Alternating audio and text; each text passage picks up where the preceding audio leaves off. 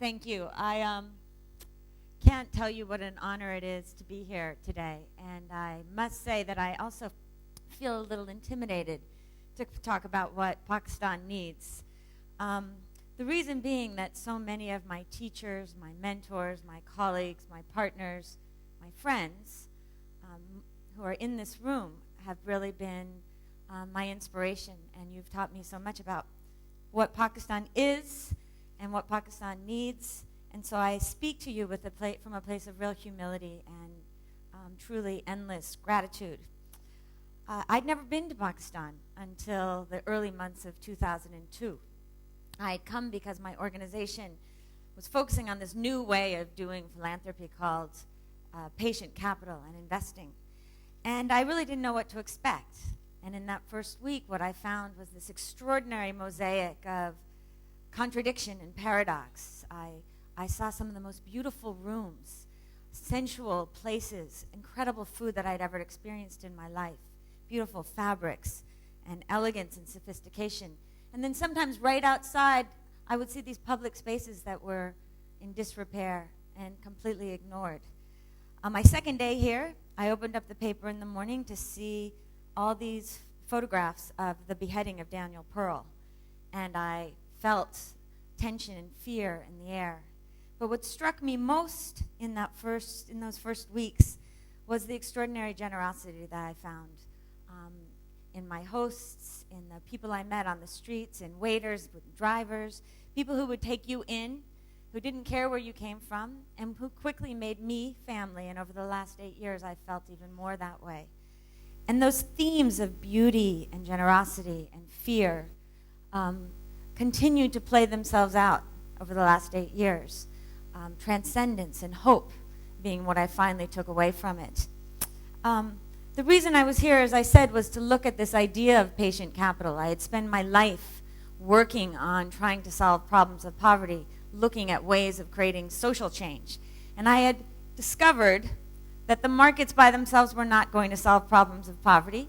You look at a country like Pakistan where we've had 5, 6, 7, sometimes 9% growth, and yet the lowest income people among us continue to stay entrenched, haven't really moved, and that increasing divide between rich and poor isn't good for any of us.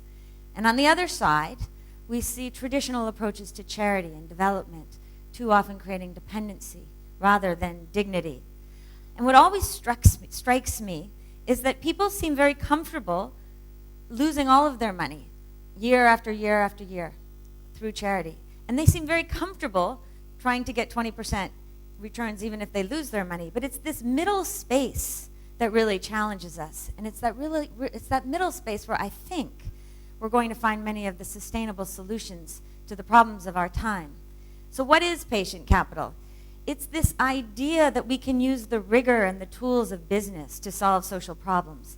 It's a way of using philanthropic resources and, frankly, increasingly investment capital to invest in entrepreneurs like Roshani, like Tasneem Siddiqui, like Dr. Sonu Kangarani, who see the poor not as passive recipients of charity, but as agents of change who want to solve their own problems and make their own choices. And so they've got to bring affordable goods and service to them in a way that they value and respect. Patient capital stays in companies for a long time, 5, 7, sometimes 10 years or more, because these entrepreneurs are working in markets that they've never worked in before. They're often working with people with very fatalistic ideas. Corruption is a big piece of the problem, and there's no distribution. And yet, over time, they learn to build these kinds of solutions that sustain and scale. And as I said, I think it's one of the only way. Patient capital also does something that not only Pakistan needs, but the whole world needs, which is an understanding that to succeed, we have to fail. Embrace failure not in a way that then writes it off and pretends it was another form of success, but that we enable entrepreneurs to fail, learn from that failure, iterate on that failure, and do something better. Patient capital is what Pakistan needs. In those first weeks, I met incredible people, as I said, but there are 3 that really stood out for me. The inimitable Roshani Zafar, who you saw before, Syed Babarelli, who is already bringing this notion of social enterprise through LUMS and Harvard into Pakistan, and Tasneem Siddiqui, whose story I will talk to you about, a man who needs very little introduction. Anyone who knows Tasneem Siddiqui knows that this is a man who does not suffer fools. And so you can imagine me on my first visit to Pakistan, sitting with him across the desk, him wondering why I was here, me trying to explain the idea of patient capital. And while there were moments where he was gruff in talking to me about what he was trying to do in terms of bringing housing to the poor, I understood his value system from the minute that we met, because behind him on the desk was a sign that held a Taoist saying that said, go to the people, live with them, learn from them, love them. And it was this philosophy of Tasneem around patience, listening, and dignity that made me fall in love and decide that Pakistan was a place where we could do a lot of work. You see, Tasneem had spent more than 20 years looking at affordable housing for low-income people, first in East Pakistan and then in Karachi. And he had tried on so many ways to bring affordable housing in a way that the people themselves were a part of. He began to learn that housing wasn't just about the physical edifice, but it was really about community. And he needed a lot of patience because first he had to fight the land mafias. He had to get registration so that he could give a commodity to the poor that was much more important than currency, and that was trust. But over time, using this idea of failing and iterating, he built Khuraki Basti outside of Karachi, where 30,000 people now live. And it was at the end of that phase in his own journey that Acumen Fund, my organization, made a loan, both for our learning as well as to help Tasneem complete the second piece of what he was doing. At the end, though, he said, and this is one of the real critiques of social enterprise. So we have 30,000 people, but there are 7 to 8 million units of housing that are needed in this country. So how do you scale it? Well, let's look at taking a model and trying it again. And so with but when you go, if I took you now to see Khuraki Basti, you would not see just houses. You would see 30% of the people who live there making their income just from the microeconomy that's been built. You'd see Aman Foundation providing school feeding programs and Citizens Foundation running 2 of the 6 schools, because now they have a platform that's safe, that's captive, if you will, and that's productive. But as I said, it wasn't enough. So Tasneem set his sights on Lahore. Acumen provided more patient capital so that he could experiment with a new model, this time integrating more private sector elements. And it was about this time that he met this young Pakistani American, Jawad Aslam, who wanted to apprentice with the master and use some of his ideas, some of which came, ironically, from TED, Malcolm Gladwell, and the tipping point. Malcolm Gladwell talks about how really all the largest number of people we can know on a personal basis is about 150. So where Khuraki Basti, Karachi, created blocks that were very large, in Khuraki Basti 3 in Lahore, the concept was to build blocks of houses, 25, around a park. And the first time I went, of course, it was just a big field. We thought we would start right away. Patient capital was required, though, because there was a decision never to pay a bribe. It took Saiban a year and a half just to get the land registration, more than another half a year to get the government to approve the schemes. When I go back now, and I was just there a week ago after 300 homes have been sold, what strikes you again is how beautiful these community spaces are. As a kid who grew up in suburbia in the United States, where we just had these big kind of tracts of houses and you had to take the car to go everywhere, to see a place that's better than people who live in $100,000 homes often have, for these individuals who pay typically 250,000 rupees for their houses, really makes us think that Pakistan can be a model not only for this country, but for the rest of the world. Tasneem. This idea of community as well is so incredible, because this is a place that's incredibly diverse. This guy, Akbar, who I also met last week, is a Mason, and he moved here from Karachi to be here because he thought the country air was good for his kids. And about a month ago, he fell off his motorcycle and broke his leg. Didn't have family there, didn't have clan, But the neighbors in his block came together and asked him what he needed, and they figured that his income was about 6,000 rupees per month. And so they binded together, and they brought forth the money for him. And in doing that, saw that they could together by themselves create an emergency fund so that if other people had accidents, the community would provide a sort of insurance for them. And there's only one mosque at KKB4 in Lahore. And again, this is where it's not just the capital, but it's about leadership. What we call moral imagination, something that Tasneem and Javad both have in spades. One mosque, many sects. And so the people from the community came together, they're living together, and ultimately what they decided was that they would pray together. And that on Fridays, imams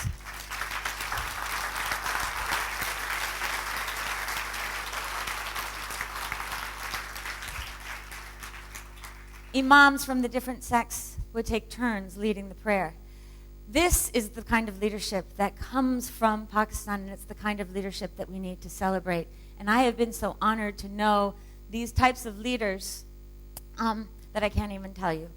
But it's more than just leadership, because now there's a model that's gone from Karachi into Lahore as a nonprofit through the patience of really building solutions from the perspective of the poor. Javad and Tasneem have figured out now how to build the first for-profit affordable housing company for low-income people in Pakistan, and we've invested over $1 million in it. That then leads to a conversation with government about what it would take to scale in partnership. And now we're talking. This is the kind of change that needs to happen here and around the world. And as I said, I feel so blessed to know these kinds of leaders, and I learn so much. And if I've learned dignity and listening from Tasneem Siddiqui, I've learned beauty and transcendence from Dr. Sono Kangarani. This is a man who was born to a Dalit Hindu family in Thar, who after his education went back to his community to work on economic empowerment, microfinance. And when we found this low-cost drip irrigation technology in India, Dr. Sono had the imagination to find a way to sell it to some of the poorest farmers in this country along the border with India. And to give you a sense of the kind of leaders that exist and the kind of imagination we need, not just here but in the world, when I went with Dr. Sono to see this, it was about a 50-degree day, 8-hour drive from Karachi into Nagar Parkar, and about 6 hours into it, he looks at me, I'm drenched in sweat, and he says, "Jacqueline, don't you just love the freshness of the air in springtime?"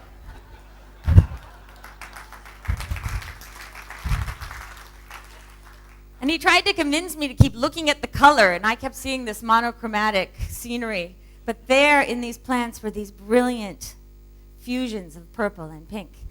And soon enough, finally, we got to the end of the world, it felt. And there were these farmers with fields of sunflowers growing 7 feet tall. It's imagination, it's courage, it's perseverance, it's transcendence.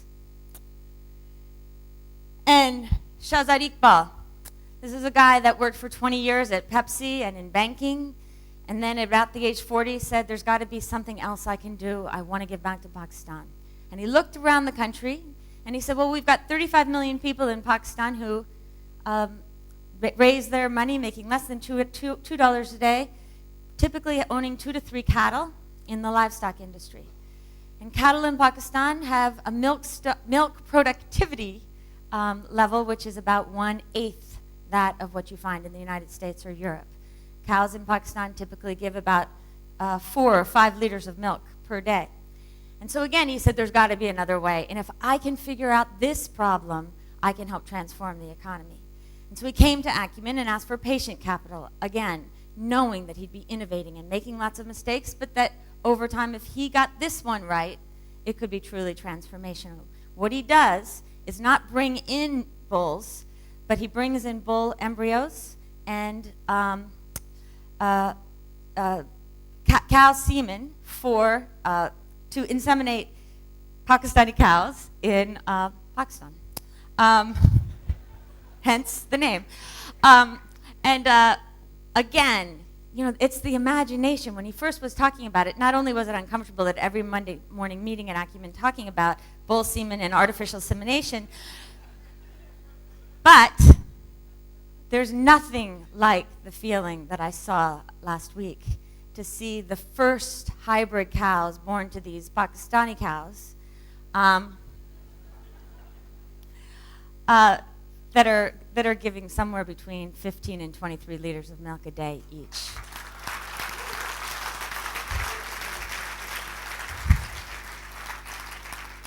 So it's early stages, and a lot can go wrong, but a lot can go right, and we need to make this work, because if at the end of the day he can sell the artificial insemination pieces, semen, to the poor farmer for 300 to 500 rupees, which is what we're hoping, truly you can start to imagine a completely changed agricultural economy where the farmers themselves do not have to rely on the goodwill or charity of others, but can use their own selves to make the kind of change they want to see in their lives. And that's the hope.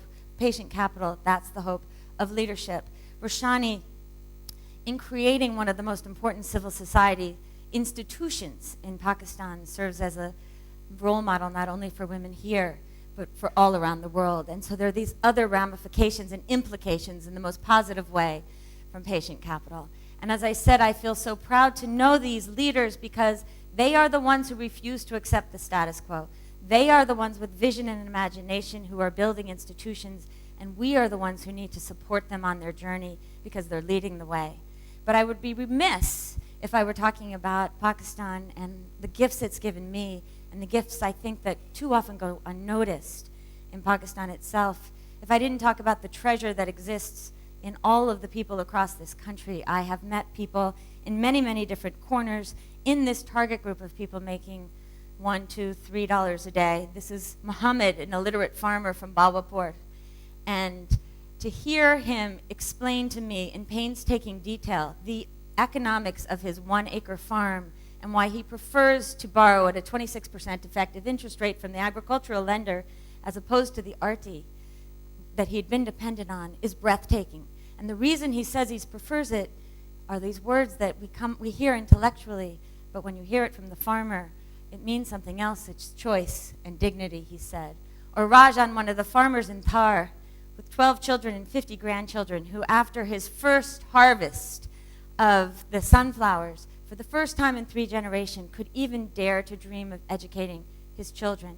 And when we asked him if he would educate the girls as well as the boys, he said of course he would, because he was tired of them being discriminated against.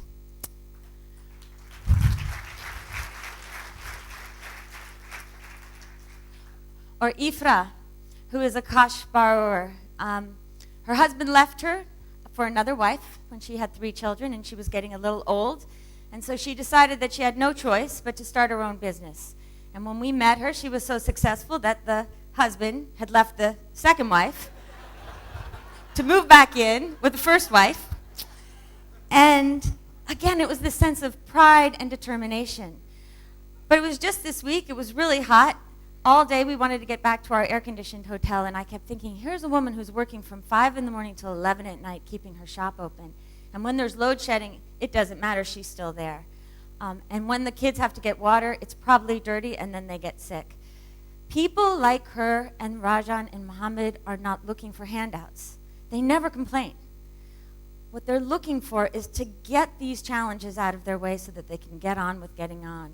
They want to solve their problems in their own way, and they have this endless capacity to do so. What Pakistan needs is patient capital, is leadership, but so much that it already has. Ultimately, at the end of the day, it needs all of us, people in this room, to really start recognizing that we have so many of the solutions to poverty, and there has never been a moment like there is today to solve them. But it will take each of us to start thinking of ourselves as leaders, looking at these pioneers for inspiration and supporting them, but thinking about how we can give to change the lives of people who have been for too long excluded.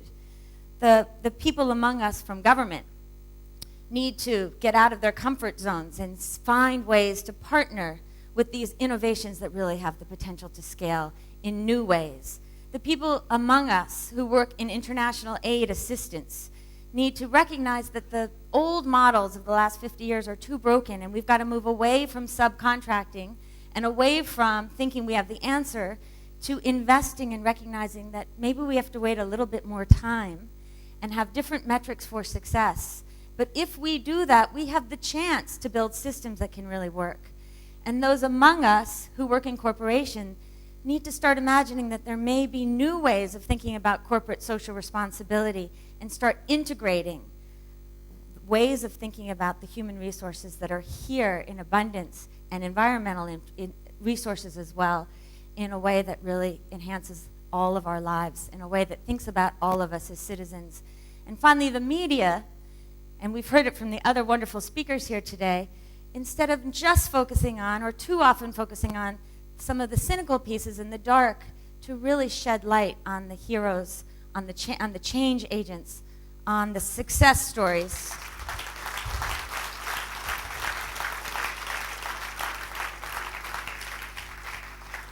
That we see all around us. What Pakistan needs is really what the world needs. It's a new kind of leadership, and what's so exciting to me is that every time I come back, I see more grass growing. That is a metaphor for that leadership. Last week, after the tragic massacres at the Amity Mosque, I felt really proud to be connected to a small group of young people who decided that they would go and sit vigil to really share the sense of common humanity with those who had been lost. And when I asked one of the young women what gave her the courage to go, because everyone had said it would be too risky, she wrote me an email and she said, "Jacqueline, if not us, who? If not us, who?" What Pakistan needs is what the world needs. And I go back to Chris's first slide that opened today, which of that beautiful spider web. And I think of Martin Luther King, who talked about the interconnectedness of all of us, that we exist in that web where we are mutually linked to one another across the world. We are one another's brothers and sisters. And what Pakistan needs is what the world needs, and that's love. But it is not an easy love. It is an earned love. It is a love that builds from the lessons that I've learned from so many of you. It is a love that is focused on dignity. It is a love that is focused on listening and accountability and respect. It is a love that is focused on transcendence. It is a love that recognizes that it is time that we really think about what it takes and then act to extend that fundamental assumption that every man is born equal to every human being on this planet. The time for us is now.